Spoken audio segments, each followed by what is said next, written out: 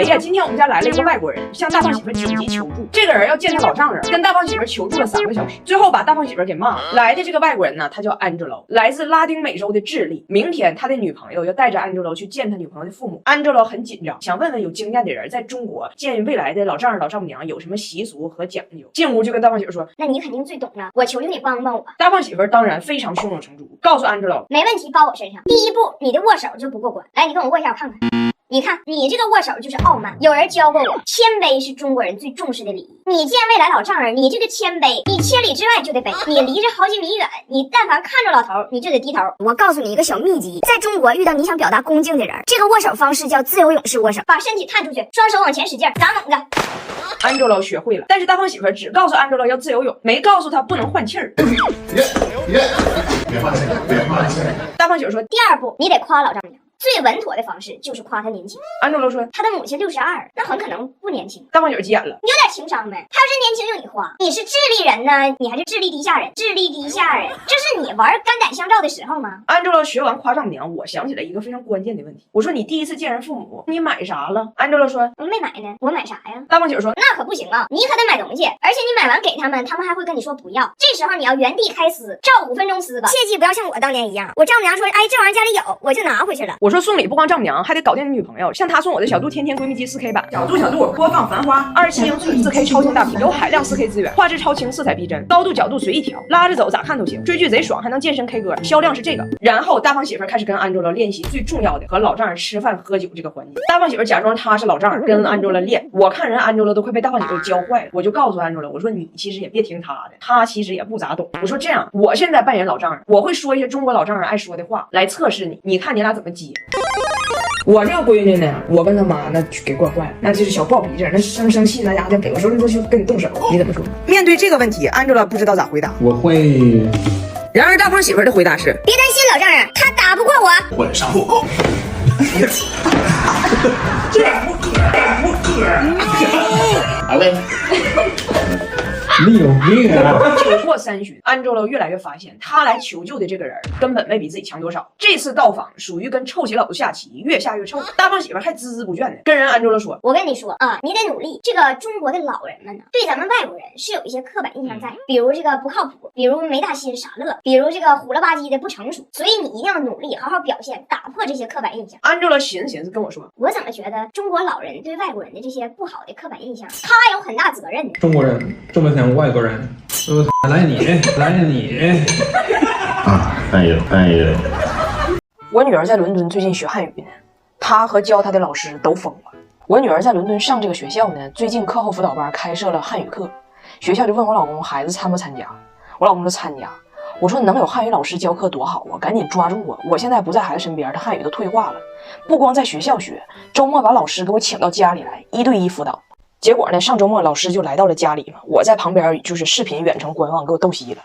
我女儿汉语的这点残存的花蕾呢，是铁岭的化肥浇灌出来的。也就是说呢，她并不知道普通话的本来面目是啥，她认为自己学那玩意儿就是标准的普通话。然后来这老师呢是中国台湾的，这老师也认为自己的普通话属于就是字正汉腔圆。然后呢，老师就问我女儿：“糟的，我们今天这样子，我们来复习一下颜色哈。你看今天的天气有没有很晴朗？”我就看我女儿当时瞅着老师，心里老困惑了，寻思这老师咋不好好说话呢？有没有很晴朗？然后我女儿说啊，老师说，那你告诉老师今天的天气是什么颜色？我女儿说蓝色。老师说好棒哦，那你告诉老师哈是什么蓝？我女儿怔住了，思考了片刻，她说瓦蓝。老师也怔住了，但是他很有耐性的又问了一遍，你听清楚老师的问题哈，是什么蓝？老师呢也不知道瓦蓝是什么蓝，最后就放弃了，跟我女儿说是天蓝了啦。你看到糟的，今天的天怎么样？很蓝有没有？因为今天的太阳怎么样？很什么？我女儿就搁这寻思，今天的太阳很什么？然后说毒。老师一听又愣那儿了。我女儿一寻思，那毒可能不对，想了一下说晒。老师也彻底造懵了，因为这老师他教过很多就一点汉语不会的外国小孩，但那你就得从0开始跟他沟通。我女儿呢好像还能跟你沟通，但是又完全无法沟通。反正老师当时脑袋里应该是瓦蓝，然后跟我女儿说是大了啦，今天的太阳很大。我女儿很淡定的问老师哪天太阳小啊？最后老师提前下课了嘛，就是走了。走之前问我老公，就我的普通话怎么跟你女儿对不上呢？你确定她有汉语基础吗？怎么回事呢？然后我老公呢，那点汉语也是铁岭学的，所以他也不懂是咋回事。结果老师都走了，爷俩还搁那对题呢。哪不对呢？就天瓦蓝，云漂白，现在的太阳湛亮，吃完下晚饭却黑吗？哪儿不对呢？今天给你们讲一讲我和我加拿大的婆婆和小姑子们干的地账。这事从哪说起呢？就俺仨人今天上附近草地玩去了，回来呢，看门口放着一个大包裹，上边是我妈亲切的字体。你们好不好奇我妈给我邮的是啥？我是老好奇了，我也不知道我妈给我邮啥呀。一打开，哎呦我的妈，真木耳干豆角，这一打开就铁岭贸易城的味儿。然后这肉头的大木耳啊，让我想起来我和我加拿大的婆婆小姑子第一次撕。这火是怎么聊起来的呢？就是第一次我上加拿大给他家做饭。我第一次去加拿大，我就发现这饮食也太简单了，他都没吃过啥正经玩意儿呢。那我这厨艺千钧一发的，给他露一手吧。然后我去的中超，买了一只鸡，买了一条鲈鱼，人家做鸡做鱼，然后买点好的东北木耳，寻思再整点凉拌菜。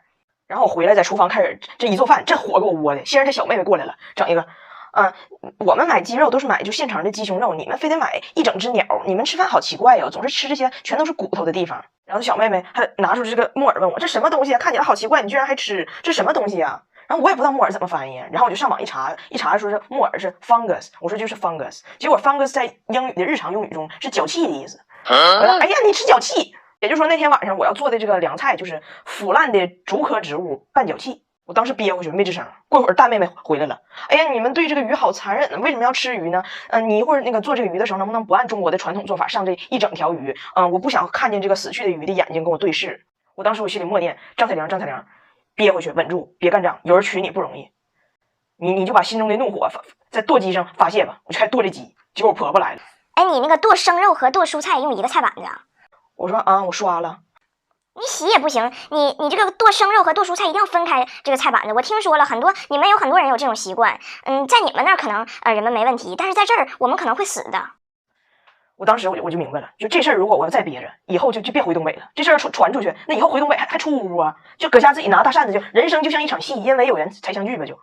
然后我把这顿饭给做完了，晚饭开饭了，大伙都上桌了。然后我说，我吃饭之前我先提一杯啊，我太羡慕你们这种家庭环境了，你们的家教太环保了，太和平了。如果在我家就我嫂子第一次来给我们家人做顿饭，然后我就这么说话，我妈一个大耳刮子能扇到我口腔里头长脚气。他能让我抱着个死鱼对眼3天，然后这边胸口上再挂个大菜板子，没事还得舔生肉拌鱼鳞。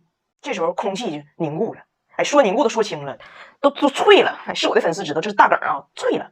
这时候我这大胖媳妇我老公说话了，你不了解这个国情，你别生气。加拿大有这个特殊的国情，有这个规定，就是说智商是90以下的人呢，不能吃带骨头的肉；智商是120以下的人呢，不能吃带刺儿的肉。要不然他一天老卡上医院抢救，老百姓得多交多少税收才能养活他呢？然后他爸一听，哎，哈哈哈哈，一个大笑，就他这大笑也是这个解尬神器吧，就是一大笑，完事儿说的，哎，这教太有意思了，就这么回事儿。完这顿饭反正是进行下去了。到现在我也不明白，你说俺东北这肉头的大木耳，怎么就给翻译成脚气了呢？